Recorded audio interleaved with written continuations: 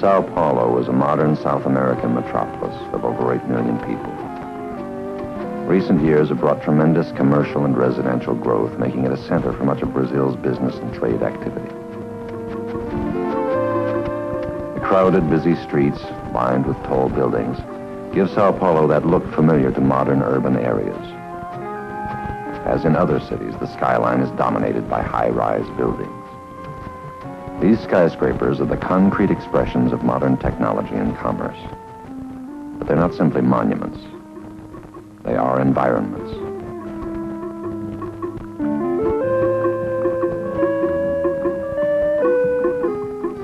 Every day, hundreds of thousands of people in Sao Paulo, millions throughout the world, live and work in these vertical cities. The safety of those people depends upon these structures and their contents. Across from Sao Paulo City Hall stands the 2-year-old, 25-story Joelma building. The Crefiso Group, an investment company, occupied the entire building with offices for its 1,000 employees. Friday morning, the 1st of February, 1974, 756 employees were inside when a fire started.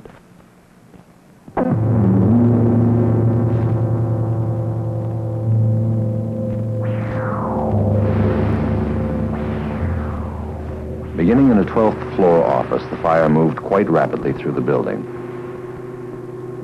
The fire was discovered at 8:50 in the morning.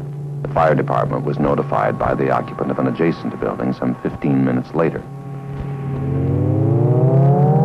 The first fire units arrived at about 10 minutes after 9.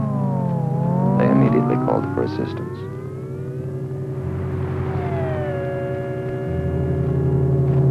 The additional units were delayed by morning traffic and did not arrive until about 9:30. By then, flames reached nearly to the roof. There were 12 pumpers, 3 aerial ladders, an elevating platform, and 300 firefighters at the scene. First attempts by firefighters to enter the building by the central stairway were halted at the 11th floor. Dense smoke and intense heat made it impossible for them to go further.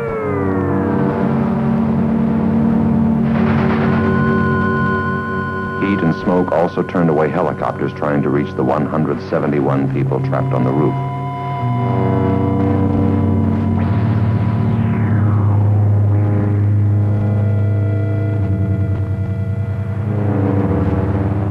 Firefighters then worked from the street with master stream appliances and the elevating platform. The 144-foot ladders were raised in an attempt to rescue people stranded on ledges, but their reach at best was only to the 15th floor.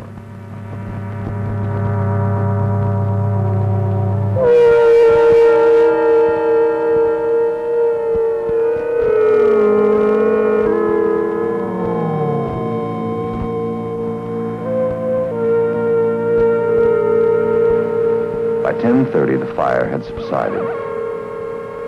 In less than 2 hours, it had consumed all combustibles and burned out.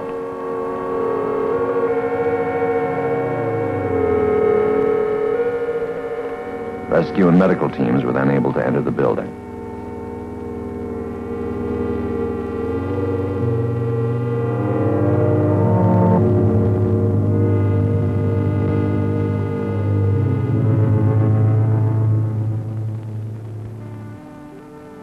The Joelma building is 25 stories of reinforced concrete located at the intersection of 2 major streets.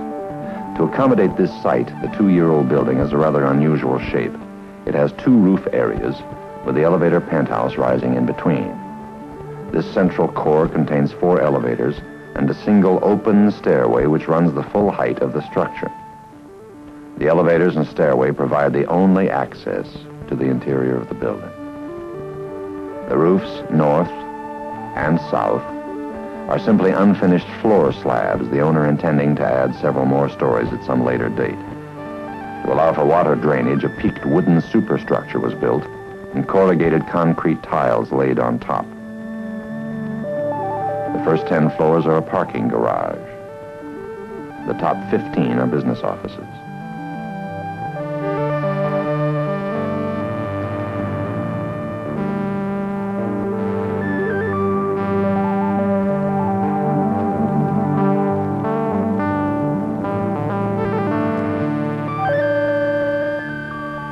building's exterior consists of a curtain wall, hollow tile faced with concrete plaster, into which the aluminum frame windows were set. Between floors, a spandrel of 3 feet is formed by this curtain wall. The reinforced concrete floor slabs extend about 3 feet beyond the curtain wall and intersect the vertical sun screen, which shades the interior from direct light. Before the fire, the office interiors were divided by wooden partitions. The desks and shelves were wood, the ceilings were cellulose fiber tiles attached to wood strapping.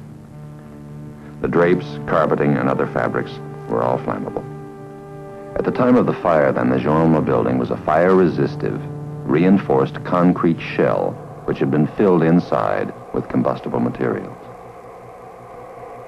The air conditioner in this window on the 12th floor required a circuit breaker different from the kind needed by the other units. At the time of installation, none was available, so in order to use the machine, it was installed bypassing the electrical control panel for the floor. The fire started here. It caught quickly and spread rapidly. Beginning in a window on the north side of the 12th floor, the flames moved in 2 directions. Racing across the ceiling and carpet, they reached the central stairwell and shot upward. The fire didn't extend up the stairs much further than the 15th floor because of a lack of fuel in the stairwell. It did, however, fill the well with smoke and heat, which made it impassable. Simultaneous with this internal spread, the flames were reaching up the exterior of the building. The 13th floor was as yet unfinished and unoccupied on this, the north side. Few combustibles were present. The fire rose to the 14th floor, where heat and flames broke through the windows, igniting the interior. While it continued its climb up the exterior of the north side, reaching higher and higher as each floor added more fuel, the fire also traveled across the 14th floor and into the south tower. There, too, it shot out the windows. The flames were now moving rapidly up both sides of the building. Less than an hour after it had begun, the fire had spread throughout the top 14 floors.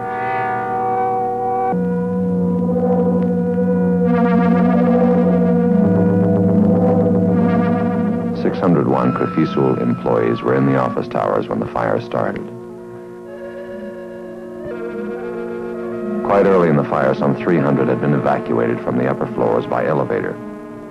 The 4 elevator operators were able to make only a few trips, however, before heat and smoke within the building became too intense for them to continue. For those people remaining, the Joelma building offered little safety. It had no emergency lighting, alarm, or sprinkler systems. The one stairwell was an inadequate and unsafe exit. No plans for evacuation had been made in the event of a fire emergency. Many people used the stairway to get out onto the roofs, where they hoped to be evacuated by helicopters. 2 years before in Sao Paolo, 300 people had been saved in another high-rise building fire. Their rescue was effected from the heliport on the building's roof.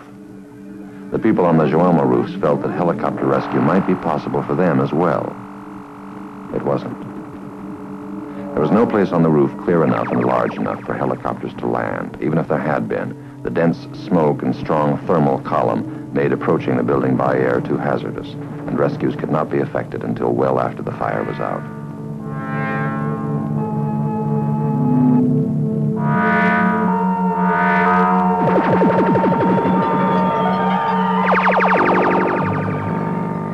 Of the 171 people who went to the roofs, only 81 survived. All 60 on the south side were found dead. On the north side, some people had crawled under the tiles of the drainage roof and were shielded from the heat. They alone were found alive. Other people in the building had gone to the bathrooms, where they desperately doused themselves with water. As the fire progressed, these rooms filled with smoke. The people inside were overcome, and they died. But some had climbed onto the ledges outside and were able to get air while being protected from the heat and flames. Several people lowered themselves from floor to floor and eventually made it to the aerial ladders. Most, however, remained where they were and could not be reached until after the fire was out. 41 people were rescued over ladders.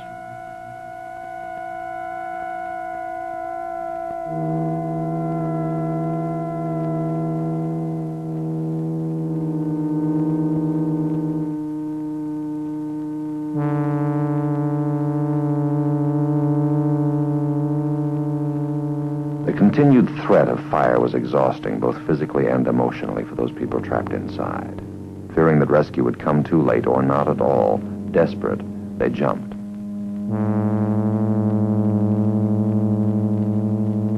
People on the ground waved to them to stay where they were. They held up signs saying, "Remain calm.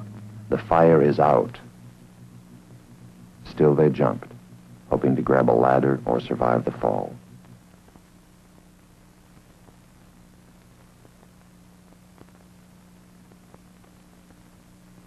None of them did survive.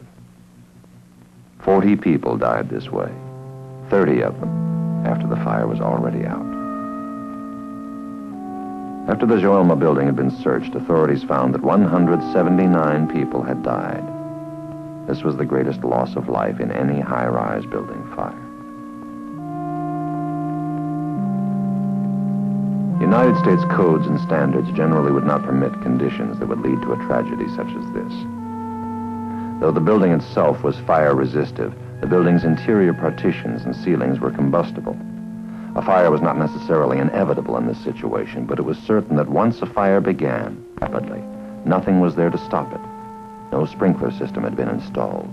No compartmental designing had been done. The fire department was ineffective in subduing the fire because of a late alarm, the rapid spread of the fire, the distance of the fire from the ground, and their inability to gain access to the building. There was no automatic detection and alarm system to notify the fire department. Firefighters, arriving only 5 minutes after notification, about 20 minutes after the fire was first discovered, found the stairwell filled with smoke and the elevators unusable. Their attack from the street was limited because the fire had already spread from the 12th to the 16th story. The protection must be built into a high-rise building. The potential loss of life is very great in such a structure and increases dramatically with every story. For the occupants of such a building, the only thing between safety and tragedy in a fire situation is the existence and enforcement of adequate local standards and codes. If occupants have no way out of the building, but also no place safe inside, they're trapped. If systems and materials within the building are not holding down the fire spread until the fire department can get there, then the situation may be too far advanced when they do arrive.